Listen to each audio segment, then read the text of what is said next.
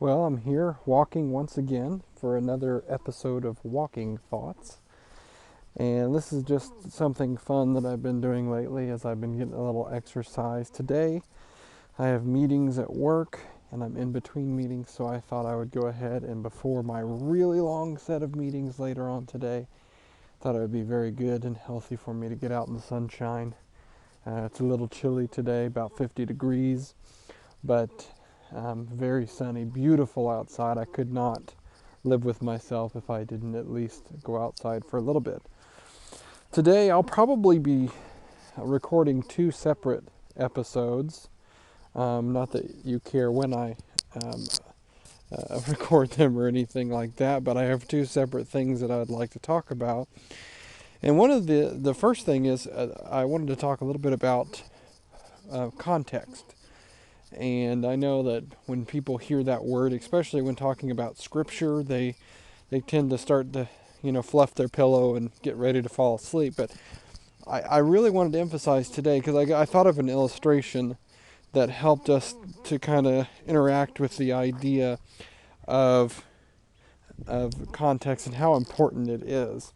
So for those of you who might not know, context is the idea. We're taking whatever writings we're talking about. Let's just put scripture to the side for a second, whether it's a novel or I guess novel wouldn't necessarily be the best instance, but let's say a biography or something that someone is writing from their own experience to an audience or about an audience or from their own perspective. Let's just say that. And that perspective is going to encompass what they were feeling, what they were experiencing, and what was going on in the world in that time. If you have podcasting abilities and you like to listen to podcasts, I would definitely refer you to a great podcast called The Genesis Lens by my best bud, Adam Netzel. He does a great job in talking about all the different kinds of context, but I kind of wanted to just kind of really succinctly talk about it here. I thought of an illustration today, thinking about when we're looking at context, that sometimes when we look at scripture, it's easy to put whatever is being written, try to fit it in like a square peg round hole into our current context. So let me give you the illustration that I was thinking of today. So if I were to stand in front of my congregation and say, hey, being together and fellowshipping with one another is so extremely important. That is true, and we would all agree with that. Now, if someone were to hear me say, if someone were to dig up archaeological writing, or 1,000 years from now, and talk about what is the most important kind of stuff that the Christian will need to experience, and they saw me write, stay away from one another, stay in your house, and don't be together, that kind of rhetoric, they would think, oh, Landon, the Apostle Landon, back in 2020, was really against people being together. He was against solitude. So, because we have learned all of the things of Christianity from this wonderfully talented apostle, we must, I'm being facetious, we must incorporate this into our everyday lives. Obviously, it's not important to be together. Well, we know in the context of 2020, we're looking at this virus situation and we're looking at safety, and there's a certain context for right now what's going on in our world. A lot of the times in Scripture, what we're seeing, and I say a lot of the times, there are some times in Scripture we are seeing something very specific, and we need to be able to understand the historic, the contextual, the cultural context, so that we know exactly what is being said, why is being said, and what's the heart behind it. So there are so many examples that I could give right now, but I just kind of wanted to give a more 30,000 foot bird's eye view. Do birds go that high, by the way? Anyway, so bird's eye view, let's say, and I think it's important for us to understand when we're reading. So there are times where people will approach us, and as Christians, as pastors, as people who are studiers and scholars of Scripture. Scholar is such a hard word to put my name into, but anyway, people who study Scripture and who write about it and who talk about it, nerd out about it, they'll say, hey, I've seen these two passages of Scripture. Man, they seem like they contradict. It's like, well, if we were to really get into the actual context and see when something was written, this Scripture over here was written before the temple was destroyed, for instance, and this Scripture over here was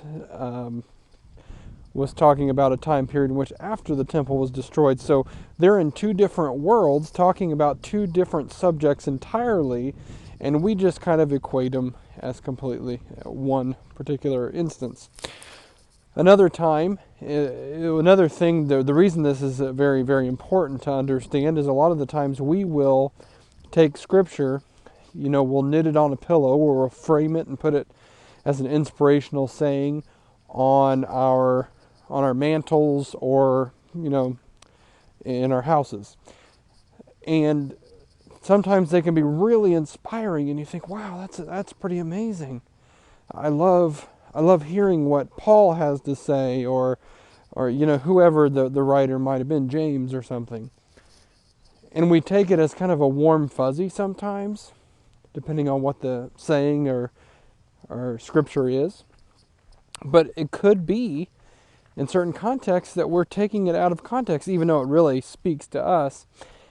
We might be kind of taking it way out of what it was supposed to be.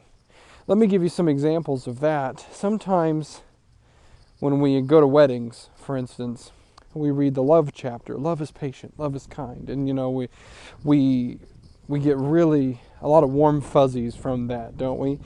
We picture this couple that's getting ready to kiss, and we're going to throw them a big party, in obviously a non-social distancing sort of context. And we're so happy for them, and when they read that passage of Scripture, it just brings such tenderness to our hearts. Well, the actual context of that Scripture is Paul was actually pretty angry at the people he was writing to. In fact, 1 Corinthians is often called the severe letter, because people were going around, they were listening to preachers, and this is a very oversimplified version, but they were listening to preachers who were saying some awful things about the community of God, and they were saying some awful things and lies about who Jesus was and why he came. And people, because they were charismatic leaders, people began to just attach to them and say, oh, that's the guy I listen to because he speaks really well, and he's a smooth smooth operator, and that really angered Paul, and he wrote this scathing letter, which sometimes we read that as, oh, love is patient, love is kind, it does not boast, but he was telling, hey, people, come on, if you have love, then you're going to be these things. And then, so on and so forth. We kind of understand that. We use so many Scriptures to kind of help us feel better in the moment. And one of the hard things about being a pastor is when someone comes up to me and says, hey, I read this passage of Scripture. What does it mean to you? Or here's what it means to me. And I think, wow, that's really nice that it's gotten you through this particular moment, but that's not what that Scripture means, And sometimes we have limited ourselves as Christians, which has really stunted our growth, but we've limited ourselves as Christians to just like little sound bites of Scripture. Like here, this one made me feel better for right now. And it's almost like instead of eating full meals and being nourished with a balanced meal, we just kind of eat spiritual granola bars to get us through every day, which will keep us alive, but it won't help us to thrive. So I think that's really important for us to truly understand God's nature and who He is. And also those who look at Scripture and say, well, these things don't line up. These seem like opposites. It's important for us to be able to convey, like, well, do you understand what was going on here? Do you understand why he said what he said? And if you look at those kind of things, you realize that they're actually not contradictory at all. He was trying to say something very specific to a very specific group of people because here was the issue that they had. So I think that's important to understand, and maybe you got something out of this today, or maybe you didn't. But as we go through looking at scriptures in the future, we have to really get into those things, and they are not things that we just fall asleep on. And oh, he's getting into a study. Oh, he's talking about scripture, and he's getting too worked up about something that's rather boring. And sometimes it is boring. Yes, I will give you that. But sometimes it's vital to understand, to lay a foundation for something else that's coming in the future. So, today, I wanted to lay that foundation. And the next episode, I'm going to be talking about, and it's actually not getting into a scripture necessarily, but I wanted to talk about something rather random and talk about one of the movies. And I've talked about this in my blog before, and perhaps in another setting, but I want to talk about a movie that I absolutely hated, but it was actually a great movie. And I wanted to talk a little bit about why it is one of the scariest movies I've ever seen, but it's actually not intended to be a scary movie whatsoever. So tune in to the next Walking Thoughts, and I thank you for listening. And I hope that as you continue to grow, that I can help you get to where you need to be.